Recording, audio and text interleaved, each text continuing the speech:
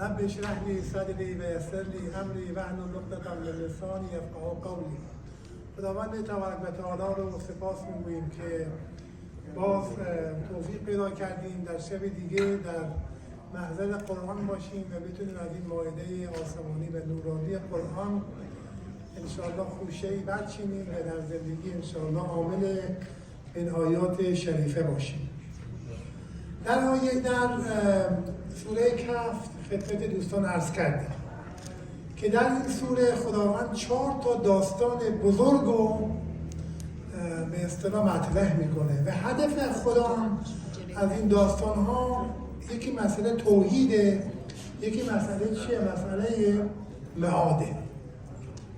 یعنی تمام این داستان، تمام این 4 تا داستانی که خوندیم آخرش خداوند می‌خواد مسئله توحید و مسئله چی کنه؟ مسئله معاد رو ذکر کنه. یکی از این داستان‌هایی که آخرین داستان بود داستان ذوالقرنین بود که ما تو اون جلسه خدمت دوستان عرض کردیم که بعضی از مفسرین مانند مرحوم علامه طباطبایی و حضرت آیت الله مکارم شیرازی فرمودن که احتمال میده که منظور از ذوالقرنین کی باشه؟ کوروش ایرانی باشه. میگن کوروش با اتحاد 2 تا قوم پارس و ماده ایران رو فراهم کرد و فردوسی از روح خودش و با شعر خودش در این ماده ایرانی دمید. با توجه به اینکه ایرانیان در طول تاریخ موحد بودن، یعنی خدای واحد داشتن، دین هم در ایران مهم بوده، ما احتمال می‌دیم که به احتمال خیلی زیاد که کوروش چی باشه؟ موحد بوده. و اتفاقا آیات قرآن هم وقتی که از ذوالقرنین میگه بیشتر عنوان یک مردی که اعتقاد به معاد داشته، اعتقاد به توحید داشته مطرح میکنه.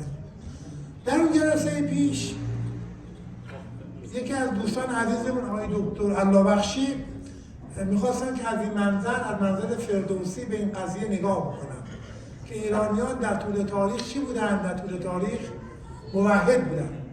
فرصت نشد. الان من خدمتشون عرض کردم که اگر امکان داره چند دقیقه اون صحبتی که دارم بفرمایید. در خدمت آقای دکتر هستم.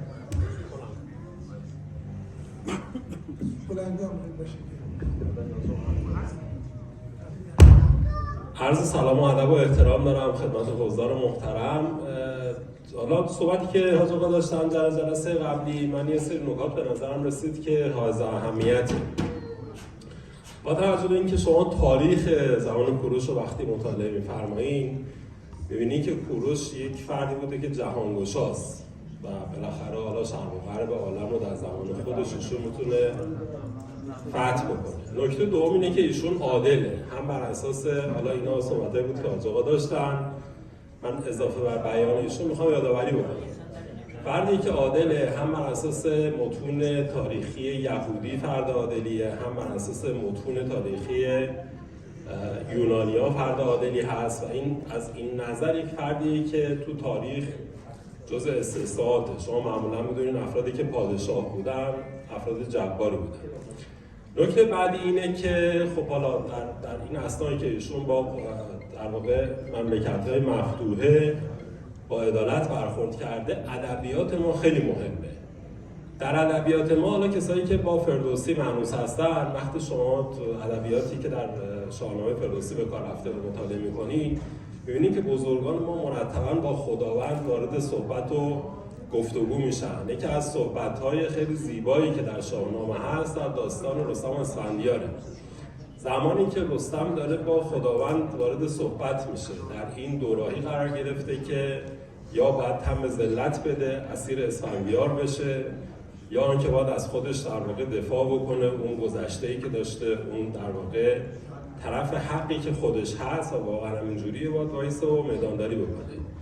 خطاب به خدا میگه که همی دانی ای، اجازه من ببینم اینو، چون ممکنه که پس و پیش بگم ممکنه که عیب باشه.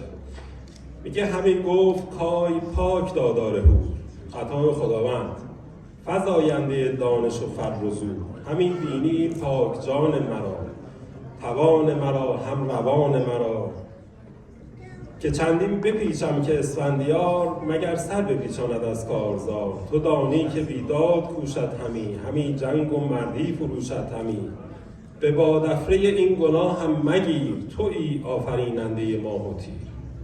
ببینید این دیگه در اوج، شما در هیچ جای ادبیات دنیا، حداقل تا جایی که من مطالعه کردم، نمی‌بینید که فردی باشه که در یک جایگاه، حالا میدونید خب مثلا هم در اون موقع یک حکمران محلی بوده و همچنین اسفندیار هم باز دوباره از این ادبیات داره که کیخسرو هم داره، در این جایگاه باشه و به این زیبایی و خداوند خودش وارد راز و نیاز و گفتگو بشه. وقتی شما اینو با داستان ذوالقرنین مقایسه می‌کنید، می‌بینید که در اونجا ذوالقرنین هم دقیقاً یک همچین گفتگویی با خداوند خودش داره. خیلی ممنون از این که حوصله کردین، گوش دادین. خیلی ممنون از آقا که این فرصت رو در اختیار ما قرار داد. خدمت شما.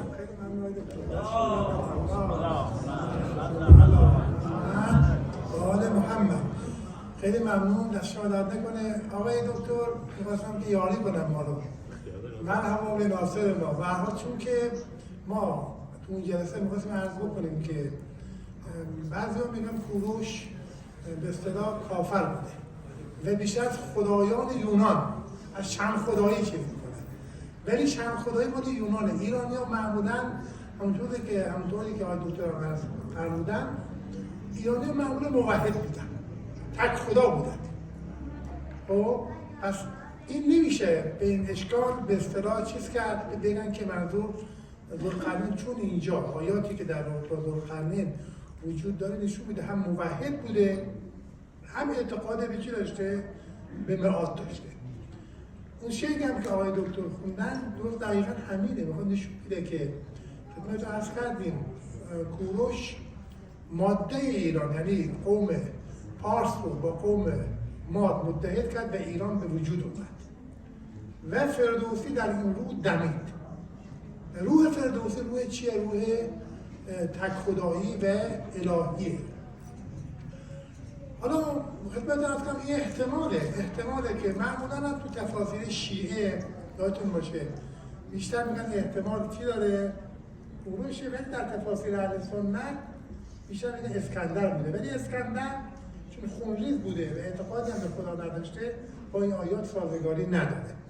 این مال جلسه قبل بود و اما جلسه امروز صفحه آخر سوره کهف که انشاءالله امروز دیگه خداوند توفیق داد که در منظر قرآن باشیم و بتونیم سوره بسیار قشنگ و جالب قرآن رو به آخر برسونیم و انشاءالله سه‌شنبه شب بحث سوره مریم رو شروع می‌کنیم.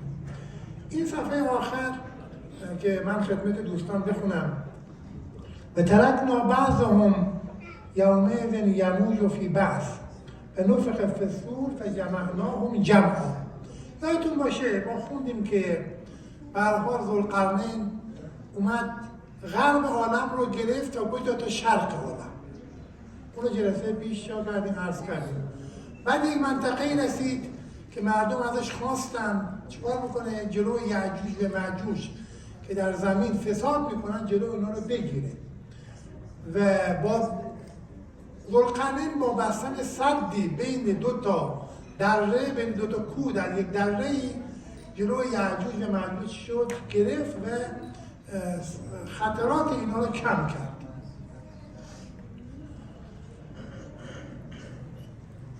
بعد رسیدیم به اینجا که این سد در وقتی که وعده خدا برسه در آخر از زمان این سد چی میشه؟ این سد متلاشی میشه و کسی دیگه نمیتونه این سدی که ذوالقرنین ساخته بود چیکار کنه؟ متلاشی بکنه و از بین ببره. اینجا ادبیات قرآن ادبیات آخر از زمانیه. خب حالا آیاتو میخونم: و ترکنا بعضهم یومئذ یموج فی بعض و نفخ فی الصور فجمعناهم جمعا. ببینید یه تعبیر اینجا داره، میگه خدا میگه که و ترکنا، ما چیکار میکنیم؟ رها میکنیم. ترکنا یعنی ترک کردن، رها کردن. بعضهم یعنی بعضی از این مردم رو یومئذ در اون روز که منظور چیه؟ روز آخر از زمانه. یموج فی بعضن، یموج فی بعضن یعنی اینقدر جمعیت زیاد میشه، جمعیت اون منطقه به اونجا زیاد میشه که مردم چی میشن؟ در همدیگه موج میزنن. خب مردم در همدیگه موج میزنن. یک وضعیتی بنا به تفسیر محققین و مفسرین تصویری از آشوب جهانی و فروپاشی نظم اجتماعی. ببینید و ترکنا بعضهم یومئذ یموج فی بعض.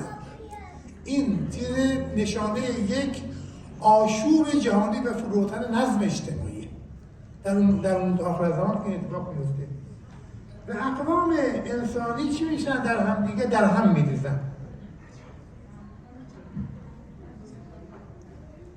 چند تا رویکرد در این آیه وجود داره. یه رویکرد مفسرین سنتی مثل فخر رازی و طبری و اینا که گفتن که منظور از یومئذ یموج فی بعضن یعنی موجوار شدن اقوام رو بیشتر به معنای درگیری و وجود جسمی دانستن. یعنی اقوام یعنی معجوج بر هم میخیزند، مردها فرو میریزند. و این نگاه سنتی بیشتر در محدوده جغرافیایی و جنگیه و ارتباطاتی به دوران مدرن نداره. یعنی انسان ها هم دیگر رو میکشن، اون سد شکسته میشه، یعجوج و معجوج میون و چی به انسان ها رو به اصطلاح میکشن. بیشتر به محدوده جغرافیایی و دوران سنتی دوران اشاره داره. یه رویکرد دیگه هست که معلوم علامه طباطبایی بیشتر رویکرد جدیدتره و تقریبا علامه طباطبایی میفرمایند منظور از این یومئذ یموج فی بعضن یعنی امتزاج اقوامه. یعنی اقوام با هم دیگه چی میشن؟ ممزوج میشن. و آمیختگی بشر در آخر از زمان به گونه‌ای خواهد بود که هیچ حد و مرزی بین ملت‌ها و فرهنگ‌ها نماند. این در آخر از زمان چی میشه؟ یک آشوب وجود میاد. چرا؟ به خاطر اینکه حالا تو قضیت بعد میخونیم به خاطر اینکه یه چیز از زندگی انسان چی میشه؟ مخفول میشه. و اون چه؟ خدا. وقتی خدا نباشه که هدایت بکنه بشر رو چی میشه؟ بعضهم یموج فی بعض. یعنی یک آشوب به وجود، یک بی‌نظمی اجتماعی به وجود میاد. سید قطب که مفسر اهل سنت است در کتاب از ظلال فی ظلال القرآن این حالت رو، حالت یموج و فی بعضن حالت طوفان انسانی میدونه. میگه طوفان انسانی. و در آن روزی که اینجا نشه یومئذ قدرت‌های زمین همچون امواجی بر هم خواهند کوبید. رسانه‌ها و افکار در هم خواهند شد و بشر از خود بیگانه میشه. این هم تفسیر سید قطبه. خلاصه این جهانی که اینا میگن جهان آخر از زمان موج اندیشه هاست، موج اندیشه ها و افکاره. ابوالکلام آزاد کتابی داره به نام ترجمان القرآن، خدمتتون عرض کردیم. ابوالکلام آزاد هندیه، وزیر فرهنگ چی بوده؟ 70 سال پیش در هند وزیر فرهنگ بوده. در اینجا ترکنا بعضهم یومئذ یموج فی بعضن میگه دوران شبکه‌ای شدن بشره. یعنی که تلاطم افکار و تمدن‌ها در زمانی که صدای یک ملت در گوش همه تنین میاندازد. حالا خیلی می‌دونید که این شبکه‌ای شدن بشر اینا تعبیر درستی ها. یعنی ما الان در اون به سر میبریم میفهمیم دنیا چی شده. دنیایی که به سر میبریم همه افکار چی شده؟ در هم دیگه آمیخته شده. دیگه بشر امروز مثل بشر چند سال پیشتر نیست. یک آشوب، یک بی‌نظمی میبینید در زندگی تقریبا همه مردم به وجود اومده. چون مردم از یک حالتی مثلا مربوط به 30 سال پیش پرتاب شدن در یک وضعیت دیگه. یعنی یک وضعیتی بوده که تقریبا چیزا ثابت بوده، اطلاعات ثابت بوده، جامعه به اصطلاح سرعت نداشته مثل امروز، حجم اطلاعات بالا نبوده. امروز هم جامعه حجم پیدا کرده، حجم اطلاعات و هم سرعت اطلاعات. شما یک کتابی وقتی در اون سر دنیا در قاره آمریکا نوشته میشه، همون لحظه چی میشه؟ اون کتاب در ایران خونده میشه. یعنی دیگه اینا حجمش هم بالاست، حجم اطلاعات خیلی بالاست و این حجم اطلاعات چی شده؟ باعث آشوب شده. این که میگه آشوب و بی‌نظمی جهانی، دقیقاً شما دقت بکنید در امروز میبینید شما، چون دیگه افکار و اندیشه ها افکار چند سال پیشتر نیست.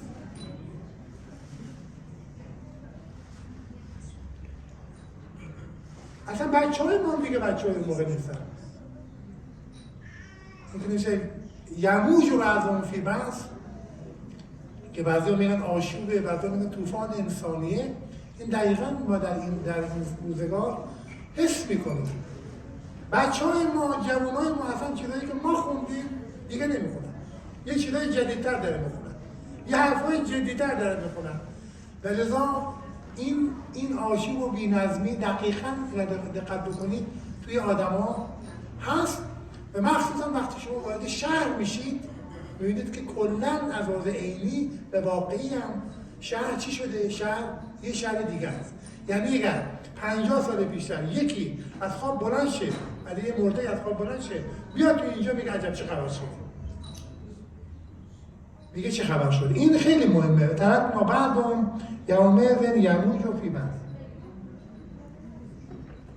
آقای مکارم در تفسیر نمونهشون میفرمایند که ممکن است این موج اشاره به پیچیدگی و درآمیختگی تمدن‌ها به وسایل ارتباطی در آخرزمان باشد. خلاصه روشنفکرای ما توی زمینه حرف زدن در ذیل این آیه. بعضی از متفکرین گفتن که این آیه را استعاره‌ای در عصر ارتباطات و انحلال معنا دونستن. انحلال معنا یعنی معنایی که ما از زندگی داشتیم منحل شده، یه معنای دیگری مردم میدونن. و آقای شایگان یک کتابی داره به نام چرتکه در هویت ایرانی، میگه که یموج فی بعض تصویری قرآنی از جهان رسانه است. خب امواجی از معناهای بی‌مغز که دیگر هیچ بنیان متولی ندارد. دیگه کسی نمیتونه بگه من متولیه. مثل چی؟ مثل به اصطلاح آبی که از زمین میجوشه همینطور در افکار میجوشه، معلوم نیست که از کجا میاد، اصلا مرجعیتی نداره. شبکه ها هستن، شبکه ها معنا رو چی میکنن؟ معنا رو خلق میکنن. خلاصه این آیه تقریبا اشاره داره به شکل ارتباطات آخرزمانی. این آیه‌ای که خدمتتون خوندم. و ترکنا بعضهم یومئذ یموج فی بعض و نفخ فی الصور فجمعناه جمعا. تنها کسی که میتونه اینو جمع بکنه اون چیه؟ اون نفخ فی الصور، یعنی یک جهان دیگه‌ای با روح خدا میتونه اینا رو، یعنی تنها چیزی که میتونه ما رو برسونه به، یعنی اینو جمع بکنه، رسیدن به وحدته. وحدت هم چیه؟ از طریق توحیده. معنای توحید و اون توحیده که میتونه به زندگی معنا بده. و عرضنا جهنم یومئذ للکافرین عرضا. میگه بعد از اون زمان یک زمانی به وجود میاد که همون قیامته. قیامت میگه عرضنا جهنم یومئذ للکافرین عرضا. قیامت میره جهنم یه چیزی نیست که ما درش وارد میشیم علیرغم فکری که ما داریم. جهنم به همراه خود ماست، بهشت هم به همراه خود ماست. یعنی هر انسانی هم در درونش بهشت داره، هم در درونش داره جهنم داره. این چیزی نیست که مثلا ما فکر کنیم که بعضی‌ها فکر کنن اینجوریه جهنم جایی هست آماده کردن ما رو میندازن توش ایزون میارن. نه، همه اینا جهنم و بهشت در درون خود انسان. علامه طباطبایی این آیه رو میگن ملکوت اعمال انسان، یعنی اعمال خود کافران به صورت جهنم ظاهر می شود، نه چیزی بیرون از آنها. چیزی بیرون از ما وجود نداره. همون چیزی که داریم که در قرآن هم داریم تبتل و علم افعده. چه سوره ای هست؟ سوره همزه است دیگه. ویل لکل همزة لمزه الذی جمع مالا و عدده یحسب ان ماله اخلده کلا لینبذن فی الحطمه و ما ادراک ما الحطمه نار الله الموقده التي تطلع علی الافئده. التي تطلع یعنی این نار، این آتش طلوع میکند در درون خودت. افئده یعنی فؤاد، یعنی دل. پس این که میگه بعد از ما جهنم یومئذ للکافرین عرضا، یعنی این جهنم چیه؟ در درون خود انسانه. الذین کان اعینهم فی غطاء عن ذکری و کانوا لا یستطیعون سمعا. این جهنم چطور به وجود میاد؟ این جهنم اینه که انسان چشماش کور میشه، گوشش کر میشه و توان نداره که چه کنه کلام خدا رو بشنوه. و وقتی انسان گوشش کر بشه، چشمش هم نتونه ببینه، چی میشه؟ کم کم این قلب انسان تاریک میشه. وقتی قلب انسان تاریک شد، در درون انسان چی وجود میاد؟ جهنم به وجود میاد. اینم کم کم حاصل میشه.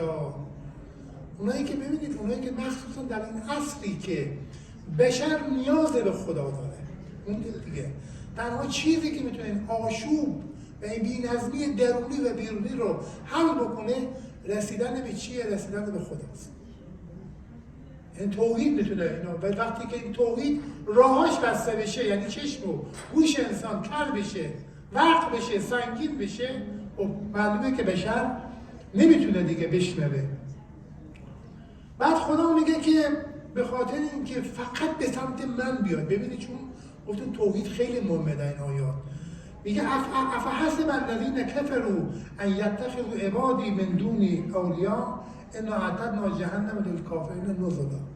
میگه ببینید افحسب الذین کفروا، آیا کسانی که کفر ورزیدن گمان میکنن که ان یتخذوا عبادی من دونی اولیاء، میگه فقط ولی شما منم، کسی دیگر رو ولی نگیرید، سرپرست ولی شما منم. و اگر شما به جز خداوند کسی را ولی بگیرید و سرپرست بگیرید، ما برای شما چه کردیم؟ جهنم رو برای شما منزل میکنیم. یعنی ببینید خدا میگه فقط ولی شما منم و کسی که به جز این راه بره، خب از لحاظ عملی راه کفران رفته و آخرش جاش جاش جهنمه. قل هل ننبئکم بالاخسرین اعمالا. و خدا میگه آیا من شما رو تنبیه کنم، یعنی هوشیارتون کنم، یه خبری بدم به بدترین اعمال که در دنیا میتونید انجام بدید؟ چی هست؟ بدترین اعمال چی هست؟ و چه کسانی هستن که این کار انجام میدن؟ الذین ضل سعیهم فی الحیات الدنیا و هم یحسبون انهم یحسنون صنعا. میگه اینا کسانی هستن که در زندگی دنیاشون گمراه هستن، پول به دست میارن ولی پول رو به دست میارن برای چی؟ برای خوشگذرانی کردن زندگی. نمیدونن این پول باید چه کارش بکنن. این پول جهت نداره. در اندیشه اسلام اینه که شما وقتی کار دارید، شغل به مثابه تکلیفه.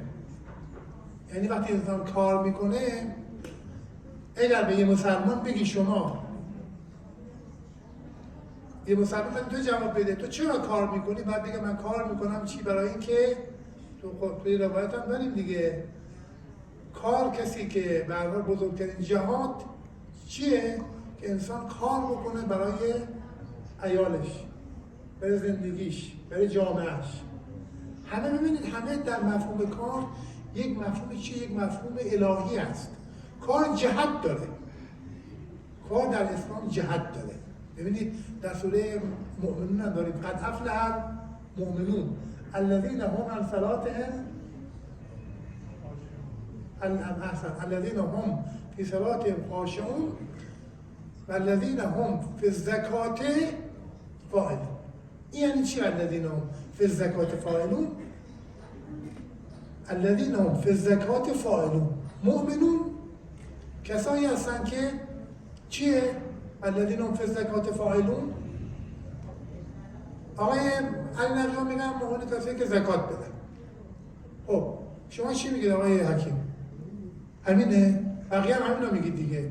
خب ببینید این یک سوء برداشت اینجا صورت گرفت. والذین هم احسن. حالا ببینید من توضیح میدم خدمتتون. الذین هم فی الزکات فاعلون، مؤمنون یعنی مؤمن خیلی مهمه ها، کسیه که اولا در نمازش خاشع است. دوم مؤمن کسیه که کار میکنه. الذین هم فی الزکات فاعلون، کار میکنه تا با کارش به تزکیه برسه. یعنی کار به شغل. این چقدر مهمه مفهومه، دقت کنید. کار به شغل چی میشه؟ میشه وسیله تزکیه انسان.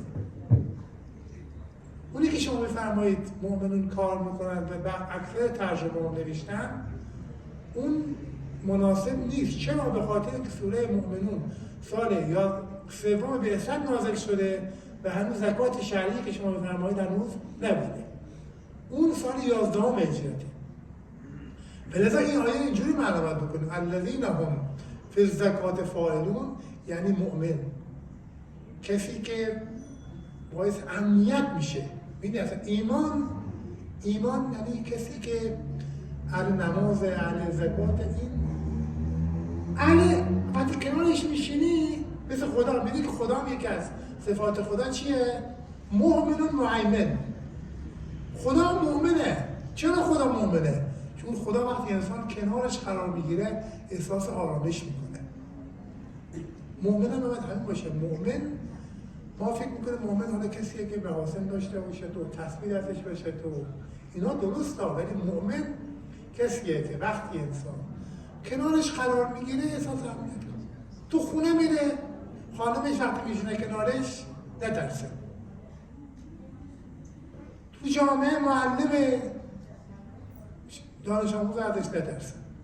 این میشه مؤمن. و اینجا که میگه الذین هم فی الزکات فاعلون، پس یعنی مؤمنین کسایی هستن که کار میکنن تا با کار چی بشن؟ به تزکیه برسن. شما این مفهوم مایگر در به اصطلاح جامعهمون جا بندازی و در سیستم فکری ما جا بیفته، ببینید چقدر جامعه تغییر میکنه. اصلا برآیند جامعه تغییر میکنه. این که امروز جوامع و مخصوصا خود کشور ما در یک وضعیتی قرار گرفتیم که این سیستم اداری و بوروکراتیک مثل قفس ما رو اسیر کرده. چون مفهوم خدا هست فعلا دیگه. چون مفهوم شغل برای تکلیف الهی حذف شده. اگر شما هر کسی و ببینید چه پیامدهایی داره. شغل به مثابه تکلیف الهی، یعنی شما از صبح اول صبح که از خونه بیرون میشید مشغول عبادتید.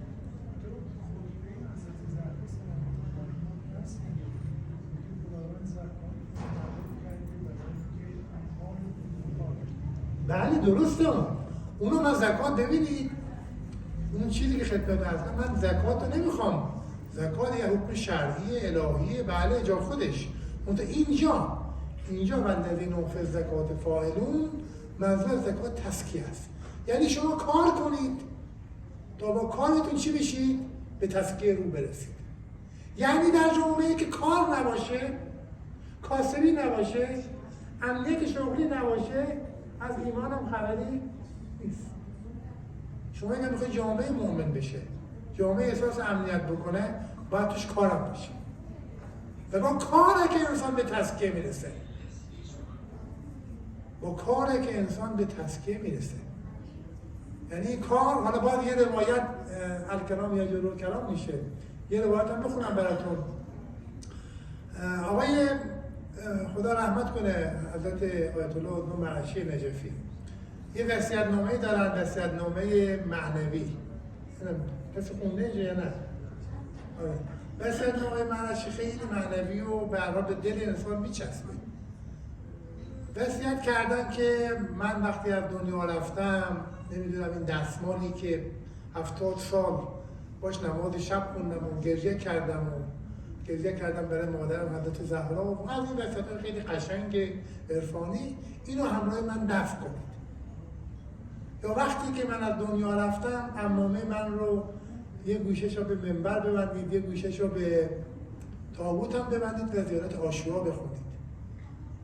تو این فضا آقای مرشی نجفی یک حدیثی اول وصیت‌نامه‌شون آوردن. من میشه میگم چرا آقای مرشی با این وصیت‌نامه با این حدیث چطور اینا با هم دیگه تناقض نمیخونن که بعد از مدت دیگه نه اتفاقا خیلی با هم دیگه میخونه و اتفاقا اول این وصیت‌نامه من قدیما خوندم. ولی اگه فرصتی شد میام خدمت شما و شما میخونم. حضرت آقای مرشی میفهمن که ان الله، این روایت اینه. ببینید اول این وصیت‌نامه اینو آورد، ان الله یغضب شابا فارغ. خداوند غضب میکنه. حالا غضب خدا که ما نمیفهمیم چی میشه. غضب میکنه که جوانی رو چه کنه؟ بیکار ببینه. ان الله یغضب شابا فارغ. خداوند غضب میکنه که جوانی رو بیکار ببینه. شما اگر میخواید تو جامعه فحشا و منکرات کم بشه، کاری ایجاد کنید. کاری که جوان‌ها امید داشته باشه. کار که نداشته باشن، اینجوری که آدم می‌بینید تو کافه میرن با هم دیگه میشینن حرف بزنن. امید بعد در جامعه، امید و امنیت روانی. و این آیه خیلی مهمه. شما این روایت با این آیه که رو هم دیگه می‌گذارید، روح اسلام، جوهر اسلام از چه کار میشه؟ جوهر اسلام بر کاره. کار. اون تا کاری که انسان رو به تزکیه برسه، انسان رو به خدا برسه. شما یه کتابی هست، حتما دوستان خوندید یا اگر فرصت کردید بخونید، کتاب روح سرمایه‌داری و اخلاق پروتستانیسم مال ماکس وبره، جامعه شناسی آلمانیه.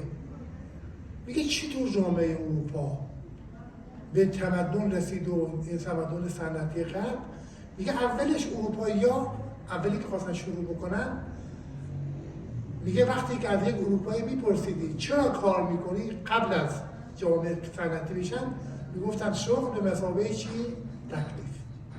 ولی وقتی که جامعه اروپا صنعتی شد و الان امروز چیزی که در اروپا هست، میگه این بوروکراتیک و این اداری و این چیز جامعه مثل قفسی آهنین چیکار کرده؟ آدم‌ها رو در خودش اسیر کرده. میگه دیگه اگر از کسی بپرسید چرا بخوای کار کنی، نمیگه به خاطر یک تکلیف الهیه. میگه چون اگر کار نکنم، یک روز کار نکنم چی میشم؟ از شرکت میندازنم بیرون. از شرکت رفتنم بیرون میشم کارتون خواب شدم. خواستم کار پیدا کنم، دیگه میگه خونت کجاست؟ میگه خونه ندارم. میگه جامعه دیگه کسی نمیگه. مثل جامعه‌ای که خودمون هستیم. نگاه کنید شما، این جامعه روح اسلام اینه که تو جامعه چی باشه؟ کار باشه و همه این جامعه به سمت ایمان و به سمت خدا باشه. خیلی فرق میکنه تا جامعه‌ای که هر کسی بخواد یه گوشه‌ای بکنه، جامعه دوچاره نمیدونم خودتون میبینید دیگه. این جامعه باید در اساس قرآن نیست. قرآن اینجوری میگه الذین ظل سعیهم فی الحیات الدنیا. میگه در حیات دنیا ظل کار میکنن ها، یعنی سعیهم فی الحیات دنیا، ولی چی؟ ولی ظله. چرا ظله؟ به خاطر اینکه کار جهت نداره. جهت کار عوضی که انسان آزاد بکنه، انسان رو به تزکیه برسونه، انسان رو در خودش چی میکنه؟ در خودش خفه میکنه. و این حالت هست. آدم ها خفه هستن، آدم ها در کارشون خفه هستن. این کار جنون برکت نداره. این کار اولئک الذین ضل سعیهم فی الحیاة الدنیا و هم یحسبون انهم یحسنون صنعا، گمان میکنن که در چیز خوبی میسازن، در حالی که واقعا این چیزی که بشر امروز در حال ساختنش هست جامعه انسانی و الهی نیست. جامعه انسانی و الهی خیلی از این جامعه است، جامعه که الان درش به سر میبریم. اولئک الذین کفروا بآیات ربهم بلقائه و حبطت اعمالهم فلا نقیم لهم یوم القیامة وزنا. خلاصه این همینطور در رابطه با این جامعه باز میگه که اینا کفران به آیات خدا دارن، لقاء خدا را نمیتونن درک بکنن، اعمالشون حق میشه و وزنی هم در روز قیامت ندارن. آیات بعدی آیات قشنگه و نمیخوام زب بشه چون نمیخوام سریع بخونم. انشاءالله یه اجازه بفرمایید روز سه‌شنبه بقیه آیات و این صفحه رو بخونیم و بعدش انشاءالله جمعه هفته آینده سوره مریم رو شروع میکنیم. ببینید این نگاه به قرآن نگاهیه که خداوند از ما میخواد. یعنی چجوری به این جنبندی رو چجوری وصل به توحیده. ببینید دقیقاً عبارت چجوری وصل. حالا خدمت عرض میکنم. ببینید من خدمت عرض کردم همه داستان ها، چه داستان اول که در تو اصحاب کهف خدمت عرض کردم دو چیزه، یکی توحیده که میاد. بالاخره بیدین رو رفتن تو غار، چی شدن؟ تو غار موندن و بعد بیدار شدن و خداوند میخواد آیات خوندیم میخواد معاد نشون بده. داستان اون دوتا باغ رو، یکیشون پولدار بود یکیشون فقیر بود، همه چیز رو میگو انشاءالله، هیچ وقت نگو این باغ منه، بگو خدا خواسته. یهو باغ چی میشه؟ باغ سرما میزنه و طوفان نابودش میکنه. باز مسئله چیه؟ مسئله معاد بیان میکنه. یا داستان بعدی داستان چیه؟ موسی و خضر، که داستان موسی و خضر هم به هر حال سرتاسر داستان از یک علم باطنی صحبت میکنه که موسی بخواد با علم ظاهریش به سمت چی بره؟ به سمت خضر بوده که علم باطنی داشته. مجموع البحرین، دو تا علم به هم دیگه برسه به علم باطنی، علمیه که همون علم توحیده. علم توحیده. خب در اون داستان هم باز می‌بینی یگانه پرستی و توحیده. در داستان ذوالقرنین هم همینه. در داستان ذوالقرنین هم مرتب اگه شما دیگه داستان نگاه بکنید ببینید که مسئله رب توحید بیان میکنه. من براتون بخونم اونایی که جلسه پیش داشتیم. ببینید قال ما مکنی فیه ربی، ما مکنی فیه ربی، از قدرت خدا و امکاناتی که خدا بهش داده. خب یا در بعد از قسمت‌های دیگه آیه هم این داره میگه قال اما من ظلم فسوف نعذبه ثم یرد الی ربه از مهاده.